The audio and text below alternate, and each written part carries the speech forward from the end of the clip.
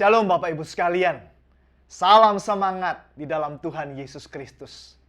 Kembali pagi ini, mari sama-sama kita merenungkan sebagian firman Tuhan.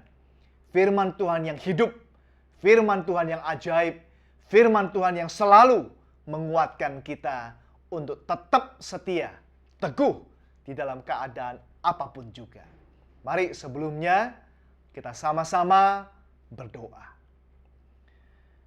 Bapa di dalam sorga, kami berdoa kiranya Tuhan kembali berbicara kepada kami, mengisi hati dan pikiran kami dengan firman-Mu, supaya melalui firman-Mu kami senantiasa dikuatkan, kami senantiasa mendapatkan semangat di dalam kehidupan ini, walaupun keadaan di sekitar kami berubah-ubah, walaupun tekanan dan masalah begitu banyak, tetapi kami tahu bersama dengan Tuhan kami bisa ya Bapak.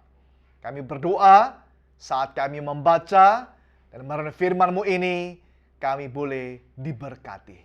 Di dalam nama Yesus, Tuhan kami yang hidup, kami sudah berdoa. Amin. Bapak Ibu sekalian, hari ini saya ingin mengajak kita merenungkan tentang doa. Sebuah hal yang sangat sederhana yang saya percaya bukan hanya kita, tetapi semua orang, sadar atau tidak sadar, bahkan mungkin dalam keadaan apapun, secara tidak sengaja berdoa. Yang sengaja tentu saja berdoa. Yang tidak sengaja juga berdoa. Tidak harus panjang, tetapi juga banyak doa-doa yang secara tidak sengaja, yang pendek kita utarakan. Bapak Ibu sekalian, hari ini kalau kita mau bicara mengenai doa, kita mau melihat sebuah tokoh, seorang tokoh namanya Firaun. Firaun itu berdoa, Bapak Ibu sekalian. Bukankah itu hal yang mengagumkan, Bapak Ibu? Bukan hanya dia sendiri berdoa, tentu kepada dewa-dewa, ilah-ilah, Tuhan-Tuhan yang dia percaya. Tetapi dia juga minta didoakan. Saya bisa mengajak Bapak Ibu sekalian untuk membaca dari Keluaran pasal 8 ayat 28. Keluaran 8 ayat 28 demikian firman Tuhan. Lalu kata Firaun, "Baik, aku akan membiarkan kamu pergi untuk mempersembahkan korban kepada Tuhan Allahmu di padang gurun. Hanya janganlah kamu pergi terlalu jauh. Berdoalah untuk aku." Berdoalah untuk aku. Menarik bukan Bapak Ibu sekalian? Firaun ini berdoa.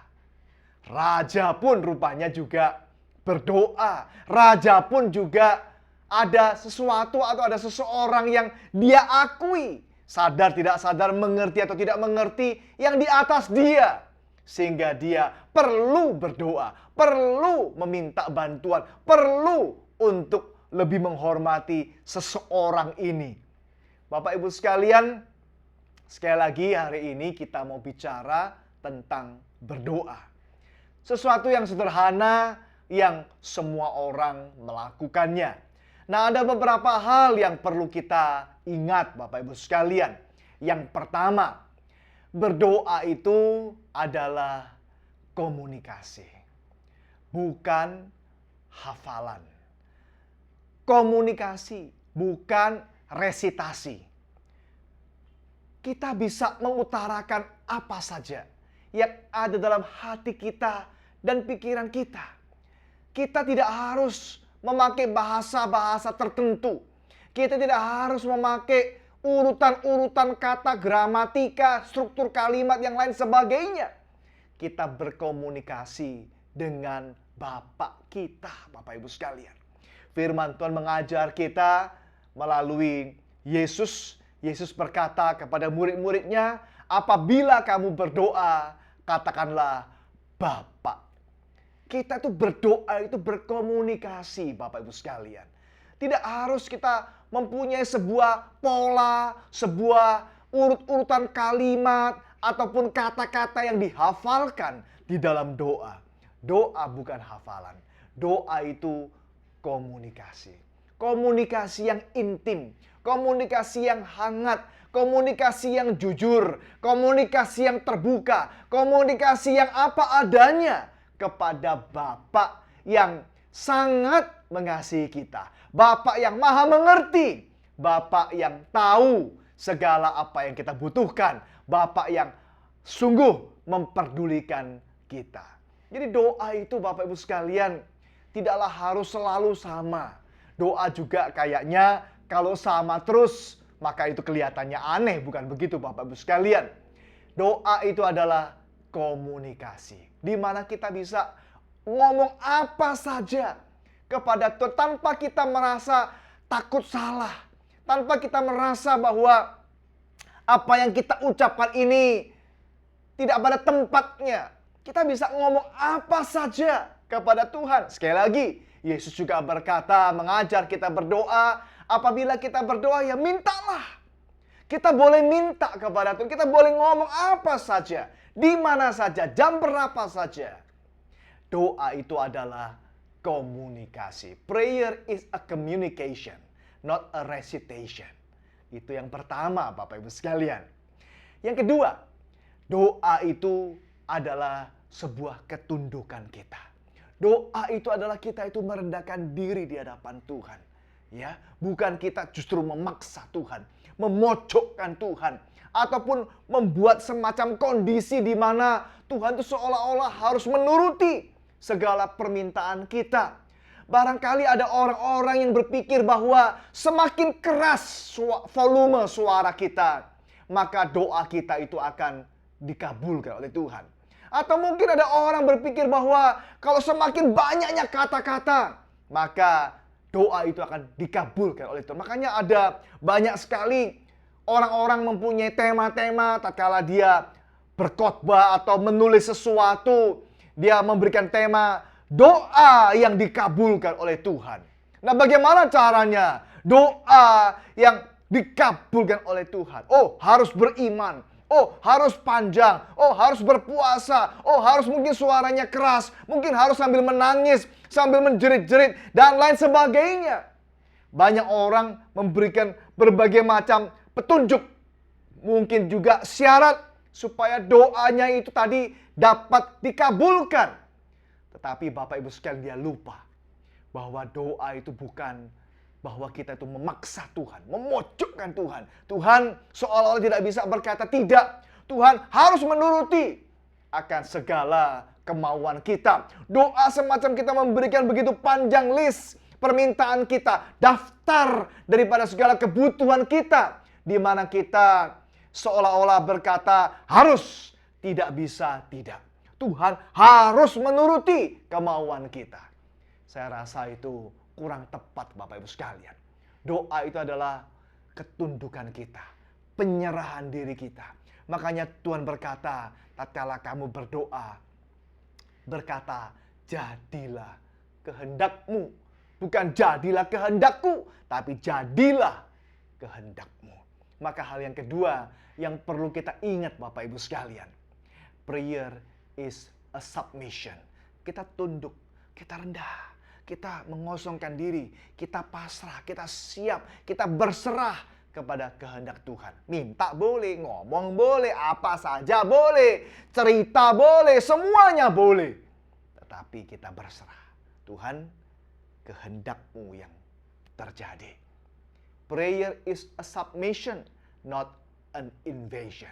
Bukan pemaksaan, bukan harus sekarang, tidak bisa tidak, harus dalam nama Tuhan Yesus. Kayaknya kok kurang pas Bapak Ibu sekalian.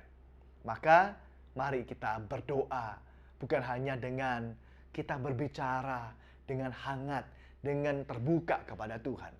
Tetapi doa juga adalah ketundukan kita. Tetapi hal yang ketiga, yang paling penting Bapak Ibu sekalian, bahwa doa itu adalah sebuah perubahan yang lebih baik. Perubahan yang makin hari makin baik. Bukan malah tambah rusak, bukan tambah berdosa, bukan begitu saja.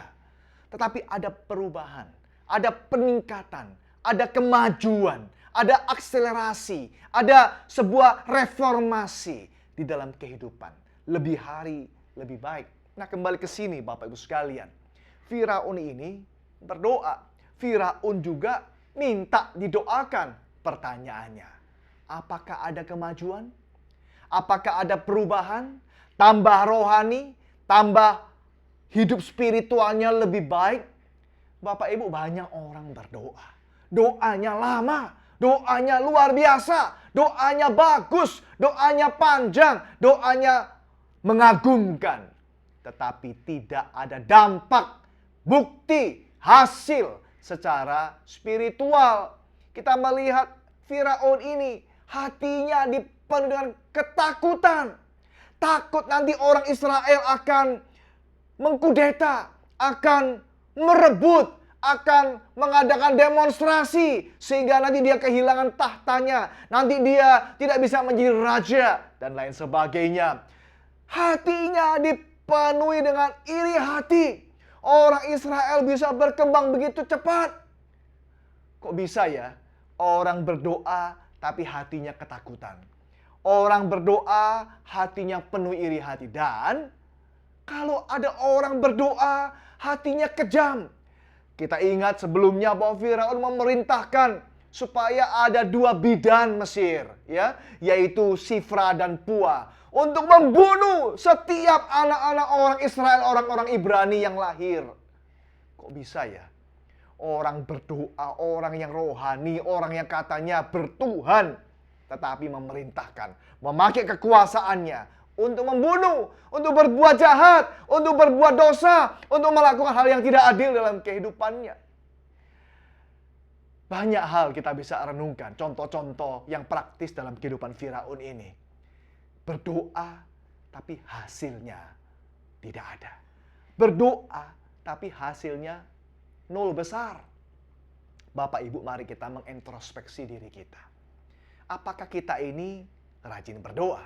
Apakah kita ini suka berdoa? Pertanyaannya, apakah dengan banyaknya kita berdoa, seringnya kita berdoa, panjangnya kita berdoa, kita ada kemajuan, ada peningkatan, ada perubahan yang lebih baik dari hari ke hari. Sifat-sifat kita yang kurang baik, karakter kita yang kurang baik, pikiran-pikiran yang kurang baik, perasaan-perasaan yang kurang baik, cara-cara hidup yang kurang baik, kita perbaiki. Setiap hari kita lebih baik, lebih baik, lebih baik, dan lebih baik. Itu namanya berdoa. Maka saya katakan berdoa itu ada perubahan. Berdoa, prayer is an alteration, not a malfunction. Bukan tambah kacau, tambah rusak, atau tetap kacau. Jadi apa arti doa? Seolah-olah doa itu hanya merupakan sebuah kegiatan formalitas yang tidak ada dampaknya apa-apa di dalam diri kita. Betapa amat sangat disayangkan kita memakai waktu begitu banyak untuk berdoa, untuk melakukan sesuatu kegiatan rohani. Tetapi tidak ada dampak positif di dalam kehidupan kita. Saya pernah lihat ada orang berdoa. Wah, luar biasa. Doanya sungguh sangat kusuk, sangat serius, sangat sungguh-sungguh. Tapi habis berdoa, dia pukul orang. Habis berdoa, dia pukul orang. Ada orang lagi yang habis bukan hanya berdoa, ibadah. Pulang ibadah, dia bertengkar sama orang. Pulang ibadah, melakukan perbuatan hal yang kurang baik. Jadi apa fungsi doanya? Apa manfaat ibadahnya? Bukan, jangan dibalik Bapak Ibu sekalian. Bukan berkata, kalau gitu kita tidak usah berdoa. Kalau gitu kita tidak usah beribadah. Bukan begitu masalahnya. Masalahnya justru adalah manfaatnya. Apakah kita semakin maju di dalam kerohanian kita? Apakah kita semakin baik di dalam kepribadian kita? Itulah manfaat di dalam kita berdoa.